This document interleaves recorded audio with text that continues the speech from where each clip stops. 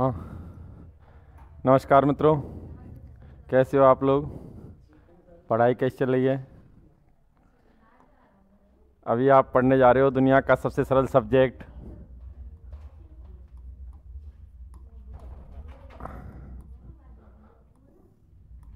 राजस्थान का इतिहास।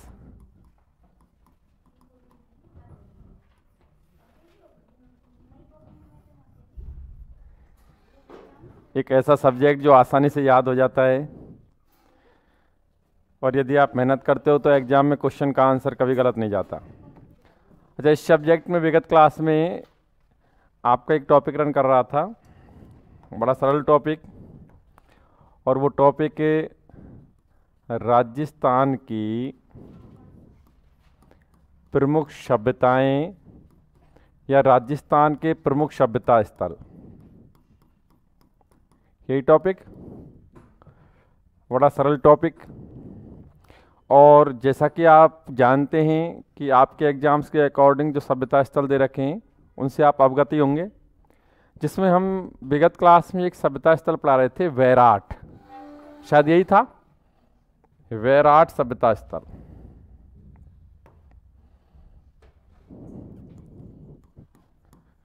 वैराट सभ्यता, समझना इससे जुड़े हुए तथ्य। वैराट सभ्यता के अंतर्गत हमने कुछ सामान्य सी जानकारी शेयर की थी, जिसको केवल रिवाइज कर रहा हूँ। इसमें मैंने बताया था कि यह सभ्यता स्थल किस जिले में स्थित है। सभी लोग बेहतर तरीके से जानते हैं, कोटपुतली। ठीक भाई, आपको नॉलेज है, पता है सबको। नेक्स्ट बात करें तो किस नदी के किनारे विकसित हुई।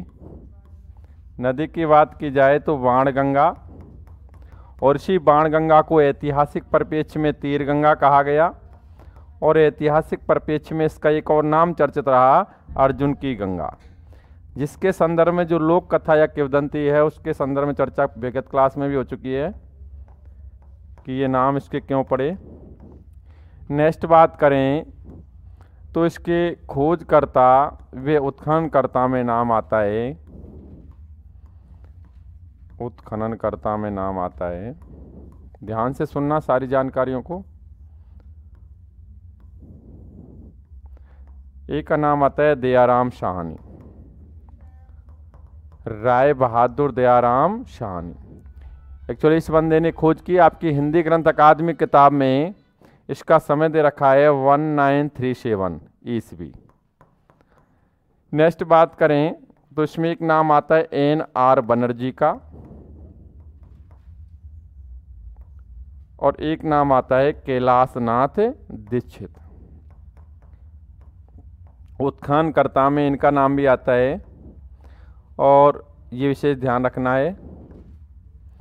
नेक्स्ट बात करें तो इस सभ्यता का विस्तार, मैंने बताया था कि वैराट सभ्यता स्थल का विस्तार कई पहाड़ियों में था, जिसमें कुछ पहाड़ियों का मैंने उल्लेख भी किया था। इसमें एक नाम था बीजक की पहाड़ी,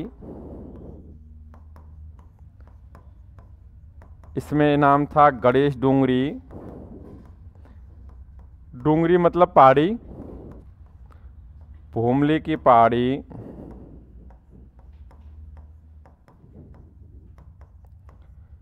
भीम डूंगरी या भीमसेन की पहाड़ी या भीमसेन डूंगरी।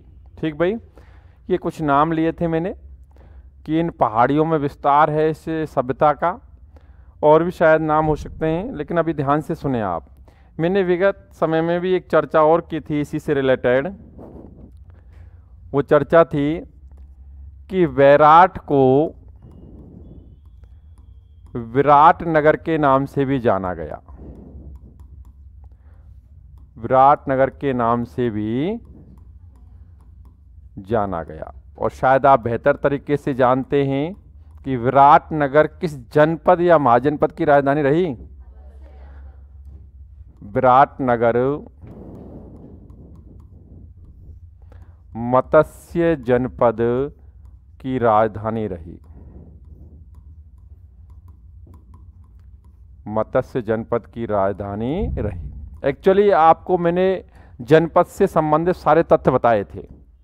जनपद उत्तर वैदिक काल की बड़ी राजनीतिक इकाई होती थी, सबसे बड़ी राजनीतिक इकाई जनपद ही होती थी, जो आगे चल के 600 ईसा पूर्व के बाद जनपद ही किस में कन्वर्ट हुए थे, महाजनपदों में। ठीक भाई। और महाजनपदों के संदर्भ में स्पष्ट उल्लेख मिलता है, बौद्ध ग्रंथ अंगूतर ने कहा है और जैन ग्रंथ भगवती सूत्र में 16 महाजनपदों का उल्लेख मिलता है। एक्चुअली मत्स्य जनपद भी रहा और महाजनपद भी रहा, और जनपद के संदर्भ में विगत क्लास में विस्तृत चर्चा कर ली गई थी, लगभग 20 से 25 मिनट। ठीक भाई। नेक्स्ट बात करें हम इस सभ्यता स्थल के बारे में, तो बैराड से पांडवों के अज्ञातवास की कथाएं जुड़ी रहीं। एक्चुअली पांडवों ने जो अज्ञातवास व्यतीत किया था, उन्होंने अज्ञातवास के दौरान इस क्राइटेरिया में भी समय स्पेंड किया था। ठीक भाई। और मैंने इस संदर्भ में बताया भी था, चाहे बाणगंगा का नाम अर्जुन की गंगा या तीर गंगा पढ़ना, इस संदर्भ में बताया था कि जो माता कुंती थी, इनके साथ में उनको प्यास लगी थी, उस प्यास को बुझाने के लिए अर्जुन ने तीर चलाया, अर्थात इस क्षेत्र में विचरण किया था, उन्होंने अज्ञातवास स्पेंड किया था, व्यतीत किया था, तभी तो ये बातें आई। और एक और तथ्य बता देता हूँ इसका, कि यहाँ भीमसेन की डोंगरी जो है, मैंने बताया कि इस सभ्यता का विस्तार कई पहाड़ियों में है, इसमें एक पहाड़ी का नाम भीमसेन की डोंगरी है या भीम की पहाड़ी। उस पहाड़ी पर एक तालाब बना हुआ है, भीमताल। किस नाम से? भीमताल नाम से। और उस संदर्भ में भी लोक कथा प्रचलित है, किंवदंतियां हैं कि भाई इस तालाब का निर्माण महाबली भीम द्वारा किया गया। कैसे किया गया कि एक बार जो द्रौपदी थी उसको प्यास लगी थी, उसकी प्यास बुझाने के लिए महाबली भीम ने चट्टान में लात मारी और पानी निकला, उसी प्रकार उसकी प्यास बुझाई गई।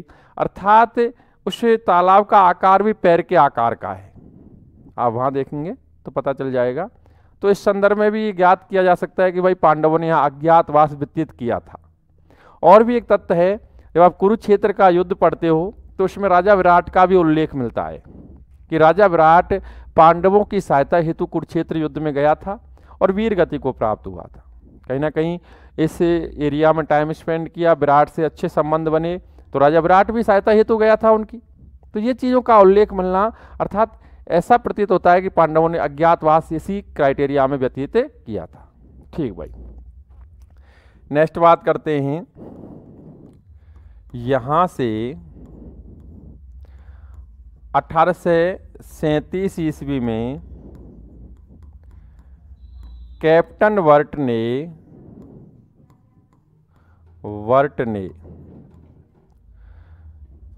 मौर्य शासक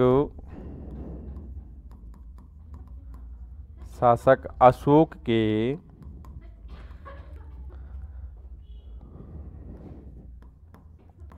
भाब्रू शिलालेख या भाब्रू अभिलेख की खोज की थी।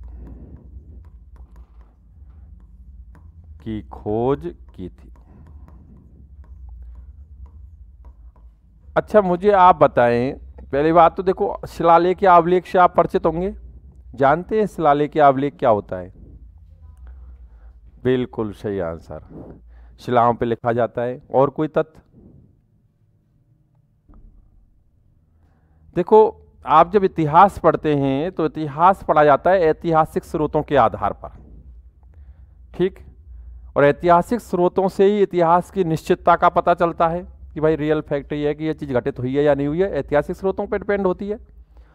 और प्रचलन के तहत ऐतिहासिक स्रोत दो प्रकार के होते हैं, एक तो पुरातात्विक स्रोत होते हैं और एक साहित्यिक स्रोत होते हैं।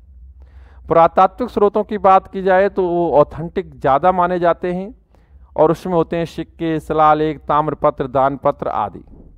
देखो, अभिलेख, शिलालेख और प्रशस्ति, ये तीनों ही पत्थरों पर लिखी जाती हैं।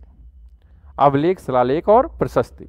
एक्चुअली इसमें लेखन का थोड़ा सा अंतर होता है, और अंतर ये होता है कि अभिलेख शिलालेख जो होते हैं उनमें तत्कालीन समय की धार्मिक, आर्थिक, राजनीतिक, सामाजिक स्थिति का वर्णन मिलता है।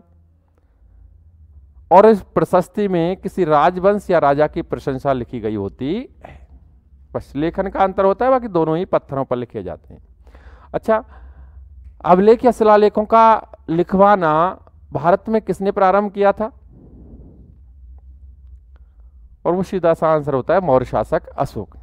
अशोक ने ही लिखवाना प्रारंभ किया था, फर्स्ट टाइम इसी ने लिखवाया था बंदे ने। अच्छा, अशोक के शिलालेखों की खोज सर्वप्रथम किसने की थी? अशोक के शिलालेखों की सर्वप्रथम खोज की थी टिफेंतलर ने। किसने की थी? टिफेंतलर। और अशोक के शिलालेखों को पढ़ा किसने था सर्वप्रथम? तो आंसर आता है जेम्स प्रिंसेप। आपके बेहतर आंसर आते हैं सभी के। जेम्स प्रिंसेप ने पढ़ा था। ठीक भाई, अब यहां से शिलालेख प्राप्त हुआ अशोक का। 1837 में कैप्टन बर्ट ने खोज की थी और शिलालेख का नाम क्या था? भाब्रू शिलालेख। इस शिलालेख में इसमें बुद्ध, धम्म, संघ अंकित है। बुद्ध, धम्म, संघ ये बौद्ध धर्म के त्रिरत्न माने जाते हैं। बौद्ध धर्म के त्रिरत्न। ठीक भाई, चूंकि बौद्ध धर्म के त्रिरत्नों का यहां उल्लेख होना इस शिलालेख में एक्चुअली ब्राह्मी लिपि में लिखे हुए हैं। किस लिपि में? ब्राह्मी लिपि में बुद्ध, धम्म, संघ अंकित हैं, जिससे ज्ञात होता है कि अशोक की बौद्ध धर्म में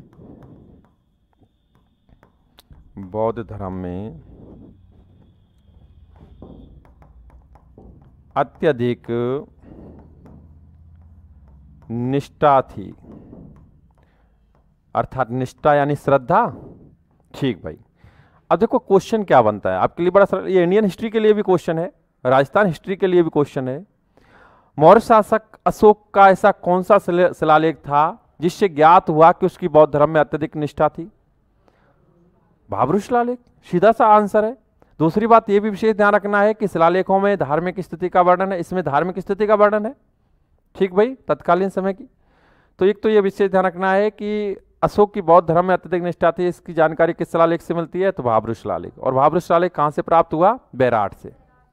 ठीक भाई, और बैराट से प्राप्त हुआ। इसकी खोज किसने की थी? कैप्टन बर्ट ने। और कब की थी? 1837 में, 1837 में। नेक्स्ट, भाब्रू शिलालेख वर्तमान में कलकत्ता संग्रहालय में रखा हुआ है। कहाँ रखा हुआ है? कलकत्ता संग्रहालय में। ठीक भाई, अब हम आगे बढ़ते हैं। मैं आपसे ही चर्चा करता हूं, आपसे एक क्वेश्चन पूछता हूं, बड़ा सरल क्वेश्चन, दुनिया का सबसे सरल क्वेश्चन, कि बैराट से अशोक के कितने शिलालेख प्राप्त हुए? शायद आप जानते होंगे। 1, 2, 3, 4। अच्छा, और कोई?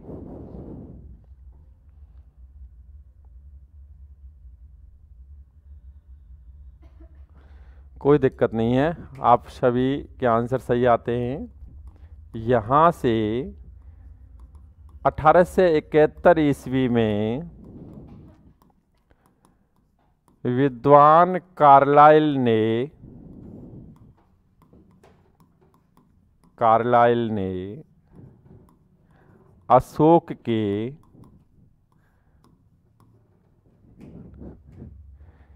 एक अन्य खंडित शिलालेख की खोज की थी। ठीक भाई, अर्थात मेरा कहने का मतलब है यहां से अशोक के 2 शिलालेख प्राप्त हुए। कितने? जो एक भाब्रू शिलालेख जो चर्चित रहा उसकी विस्तृत जानकारी प्राप्त होती है, लेकिन एक शिलालेख और मिला जो कि खंडित शिलालेख था, अर्थात टूटा हुआ था। खंडित का मतलब टूटा फूटा होना ही होता है, और जिसकी खोज किसने की थी? कार्लाइल ने। ठीक, नेक्स्ट बात करते हैं, यहां से यहां स्थित बीजक की पहाड़ियों से बौद्ध मंदिर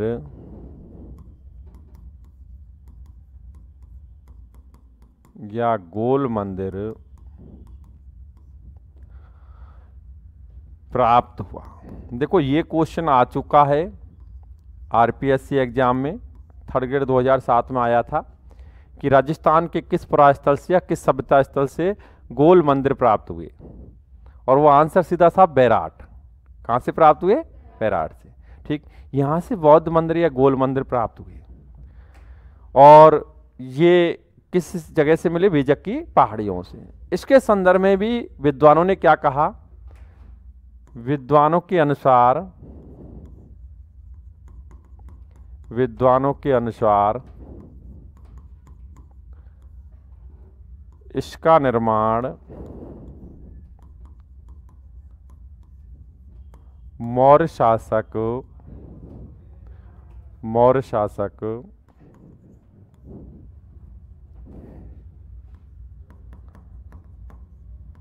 अशोक ने करवाया। अर्थात जो यहां से गोल मंदिर या बौद्ध मंदिर प्राप्त हुए उसका निर्माण किसने करवाया था? अशोक। ऐसा अधिकांश इतिहासकार, इतिहासविद या विद्वान मानते हैं, लेकिन दयाराम साहनी के अनुसार, दयाराम साहनी वही है जिस बंदे ने सभ्यता का खोज की और इसका सर्वप्रथम उत्खनन करवाया। ठीक भाई, दयाराम साहनी के अनुसार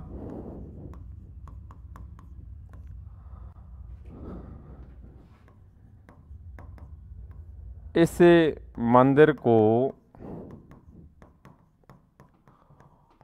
हूण शासक मिहिरकुल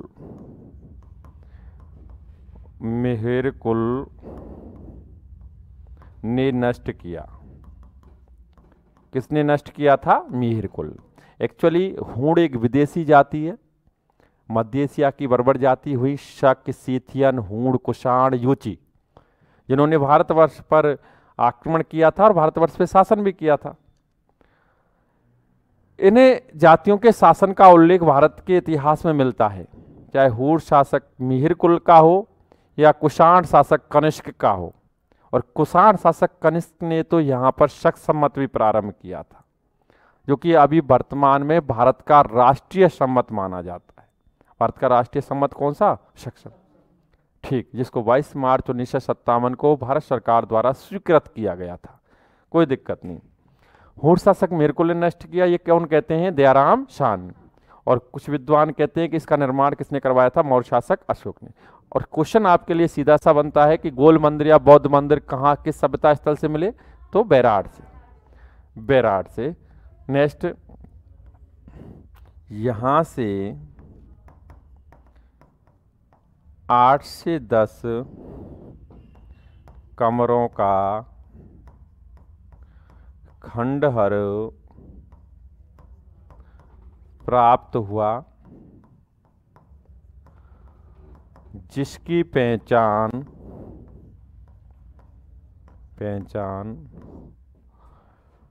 बौद्ध विहार के रूप में की गई।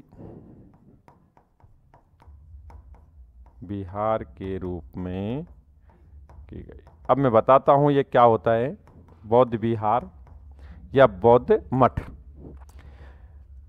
जैसे कि आप जानते होंगे, अभी हमारे यहाँ बौद्ध मंदिर तो इतनी बड़ी संख्या में उपलब्ध नहीं है, लेकिन जैन मंदिर खूब उपलब्ध है। और आप देखते हैं जैन मंदिर जहाँ होता है वहाँ पर कुछ आवास बने होते हैं, अर्थात जैनी जो भ्रमण के लिए आते हैं तो वहाँ ठहरते हैं। इसी प्रकार बौद्ध धर्म के अनुयायी जब बौद्ध मंदिर आते होंगे तो वहाँ पर ठहरते भी होंगे।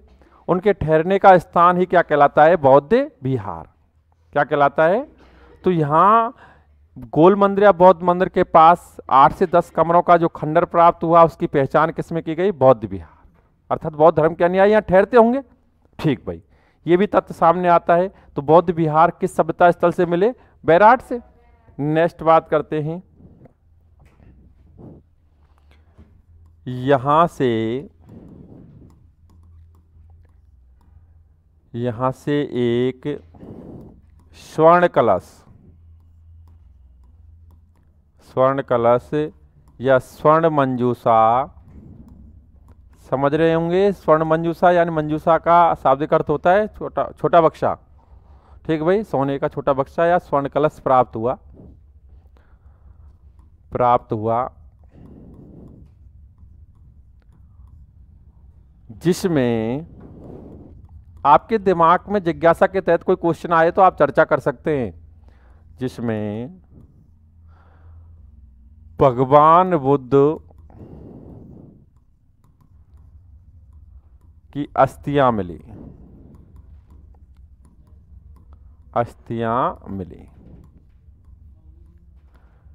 अर्थात जैसा कि आप पढ़ते हो इंडियन हिस्ट्री में भी भगवान बुद्ध की अस्थियां अलग अलग जगह रखी गई थी।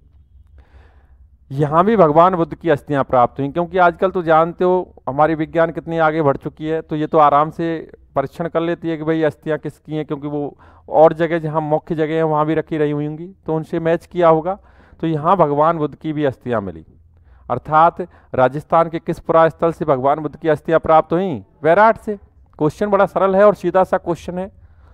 देखो, यहाँ बौद्ध धर्म से रिलेटेड कई चीजें मिल रही हैं, चाहे बौद्ध मंदिर या गोल मंदिर का प्राप्त होना हो, चाहे बौद्ध विहार का मिलना हो, चाहे बौद्ध धर्म से जुड़ा हुआ बुद्ध धर्म संघ का यहाँ शिलालेख पर अंकित होना हो, ठीक, या भगवान बुद्ध की अस्थियां मिलना हो। ये क्या दर्शाता है? सभ्यता काल में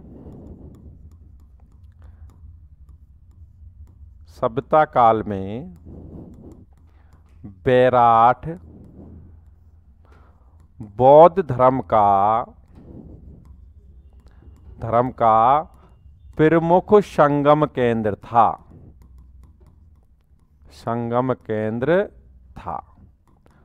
अर्थात इससे ज्ञात ये होता है कि ये भाई बौद्ध धर्म का प्रमुख स्थान रहा। ठीक, बौद्ध धर्म का प्रमुख स्थान रहा, इससे यही ज्ञात होता है इन तथ्यों के मिलने की वजह से। और अगर आज भी आकलन करें, आप विश्लेषण करें राजस्थान के संदर्भ में, तो बौद्ध धर्म के अनुयायी सर्वाधिक किस जिले में निवास करते हैं? तो वो कौन सा आता है? अभी तो देखो नैब जिलों का सृजन हो गया है, लेकिन पहले जयपुरी नाम आता था। ठीक, क्या आता था? जयपुर। कोई दिक्कत नहीं है। बौद्ध धर्म का प्रमुख संगम केंद्र राजस्थान का कौन सा परास्थल या सभ्यता स्थल रहा? बैराट। देखो, आपने एक चीनी यात्री का नाम सुना होगा, चीनी यात्री, बिल्कुल वो भी सही नाम है, आपके जरिए बताया गया है, वो भी है चीनी यात्री हेनसांग।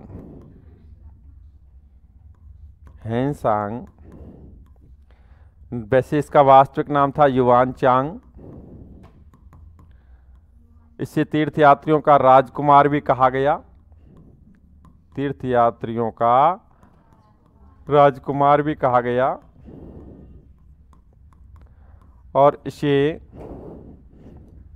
एक और नाम दिया गया, नीति का पंडित। कई सारे नाम इसके प्रचलन में आते हैं। ठीक भाई, हेनसांग के, हम हेनसांग की बात करें, क्योंकि कुछ बातें चल रही हैं यहाँ बौद्ध धर्म से जुड़ी हुई जो सभ्यता स्थल से मिली लगातार। हम हेनसांग की बात करें तो हेनसांग भारत यात्रा के लिए आया था। चीनी यात्री हेनसांग भारत यात्रा के लिए आया था, और इसकी चर्चित पुस्तक भी रही सीयू की। इसकी पुस्तक का नाम सीयू की। जब ये आया था तो उस समय भारतवर्ष पर हर्षवर्धन का शासन था। कौन? हर्षवर्धन। एक्चुअली हर्षवर्धन की राजधानी कन्नौज रही, काव्य कुब्ज भी कहा गया जिसे। कन्नौज वर्तमान में कहाँ है? यूपी में। कोई बात नहीं। हर्षवर्धन के समय भारत संगठित था। 636 ईस्वी के या 634 ईस्वी के समथिंग की बात है ये, जब आया था। हम बात करें तो जब ये भारत यात्रा के लिए आया था, भारत के संदर्भ में जो बातें लिखी जा रही थी इसकी पुस्तक में, उस दौरान ये राजस्थान में भी आया था। तो आप मुझे सीधा सा क्वेश्चन, सीधा सा आंसर देना कि ह्वेनसांग अपनी भारत यात्रा के दौरान राजस्थान में सर्वप्रथम कहां आया था?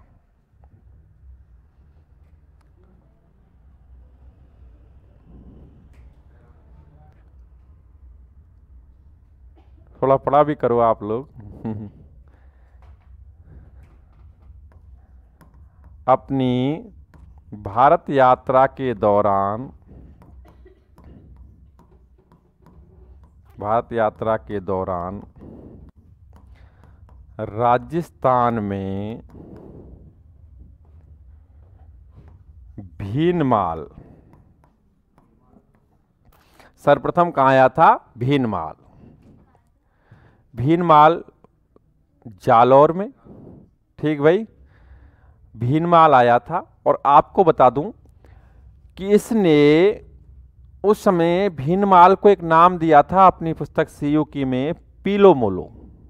क्या कहा था? पीलो मोलो। एक्चुअली उस समय गुर्जर प्रतिहारों का शासन क्षेत्र था। गुर्जर प्रतिहारों के शासन क्षेत्र को तो इसने नाम दिया था कुचेलो, और उनकी राजधानी थी भीनमाल, जिसे इसने कहा पीलो मोलो। क्या कहा था? तो मेरा तथ्य सीधा सा है, सीधा सा क्वेश्चन है, मैं अगर मगर में नहीं जा रहा हूं, कि चीन यात्री ह्वेनसांग भारत यात्रा के लिए जब आया था हर्षवर्धन के समय, उस समय राजस्थान में सर्वप्रथम कहाँ आया था? तो एक तो ये पॉइंट ध्यान रखना, तो जो मैं लिख रहा हूं, भीनमाल के अलावा बैराठ भी आया था। अर्थात भीनमाल तो आया ही था, लेकिन और कौन सी जगह आया था राजस्थान में? बैराठ। भीनमाल के अलावा और कौन सी जगह आया था? बैराठ। ठीक, ये तथ्य विशेष ध्यान रखना, बहुत ही महत्वपूर्ण है। आया था। ह्वेनसांग ने अपनी पुस्तक सीयूकी में बैराठ के बैल व भेड़ों को श्रेष्ठ या उत्तम बताया,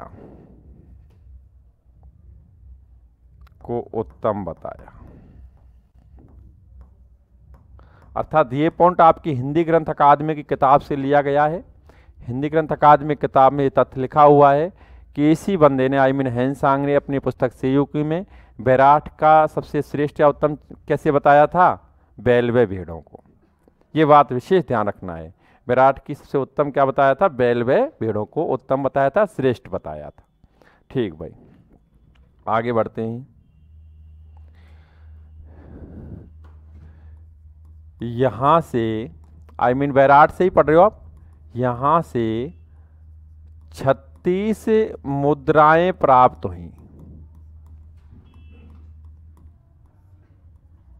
हुई, जिनमें 8 सिक्के, अच्छा मैं आपसे क्वेश्चन पूछ लेता हूं इस पॉइंट को लिखने से पूर्व। 8 सिक्के, आपसे क्वेश्चन पूछ रहा हूं कि भारत के प्राचीन ज्ञात सिक्कों का नाम बताइए। भारत के प्राचीनतम सिक्कों को किस नाम से जाना जाता था? आंसर है आहत सिक्के।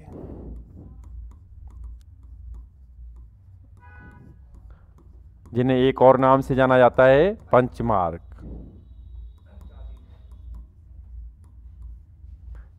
थे। और शेष 28 सिक्के इंडो ग्रीक, इसको भी एक और नाम से बोल सकते हैं, इंडो ग्रीक का मतलब हिंद यूनानी सिक्के थे। एक आरएस 2007 में क्वेश्चन आया, 2017 में आरएस 2017 में क्वेश्चन आया कि बैराट से प्राप्त 28 यूनानी सिक्कों में से यूनानी शासक मिनेंडर के कितने सिक्के थे?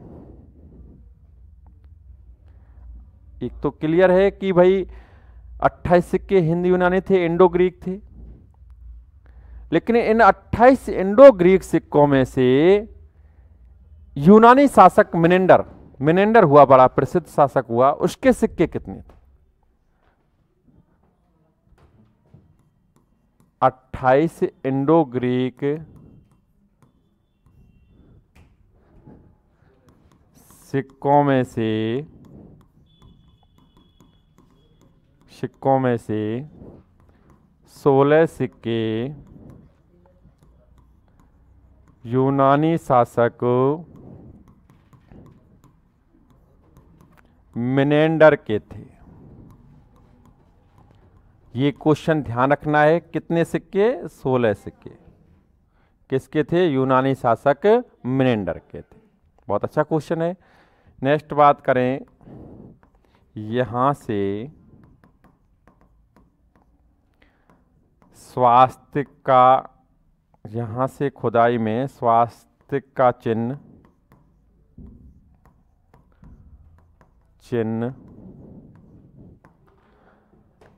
त्रिरत्न चक्र युक्त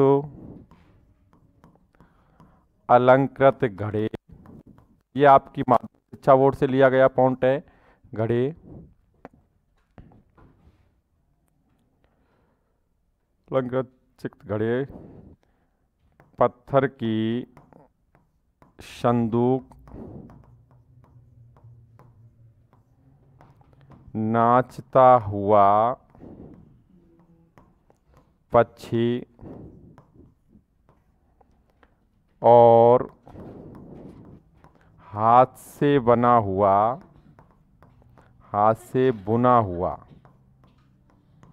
ये सबसे महत्वपूर्ण है। ये पॉइंट ध्यान रखना, सबसे महत्वपूर्ण, हाथ से बुना हुआ वस्त्र प्राप्त हुआ।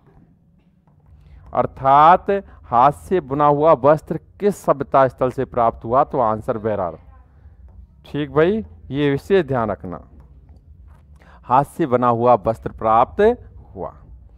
नेक्स्ट बात करते हैं, यहां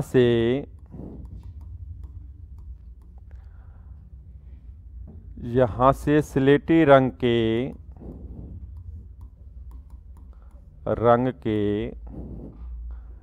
चित्रित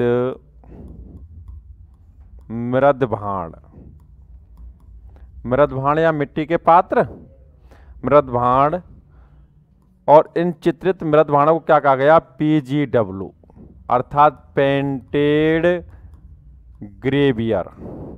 ये ध्यान रखना, ये क्वेश्चन कई एग्जामों में पूछा जा चुका है कि PGW या पेंटेड ग्रेवियर कहाँ से प्राप्त हुए? बैराट से।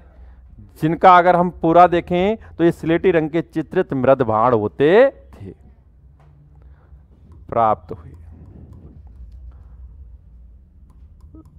नेक्स्ट बात करें, यहां से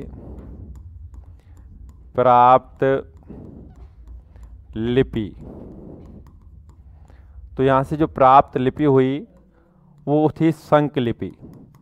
ठीक भाई, यहां से देखो, यहां से शैल चित्र प्राप्त हुए, इसीलिए इसे आदिम संस्कृति की चित्रशाला कहा जाता है, या प्राचीन संस्कृति की चित्रशाला भी कहा जाता है। यहां से शैल चित्र मिले हैं। राजस्थान में शैल चित्र यहाँ बैराट से भी मिले हैं, दर्रा कोटा से भी प्राप्त हुए हैं, दर भरतपुर से भी प्राप्त हुए हैं।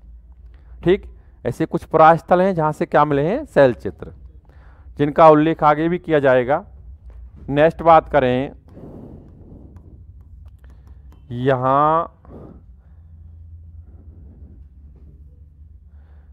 भीम सैन डोंगरी पर स्थित भीमताल का निर्माण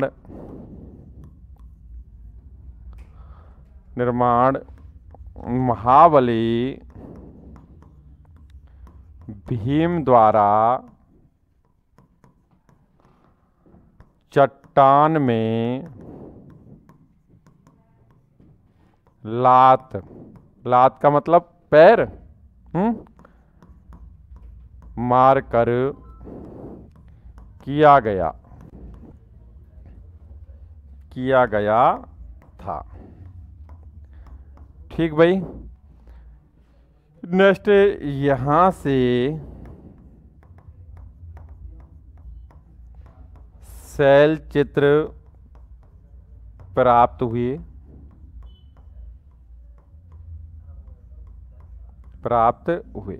देखो ये कुछ सामान्य से तथ्य इस बैराट से जुड़े हुए।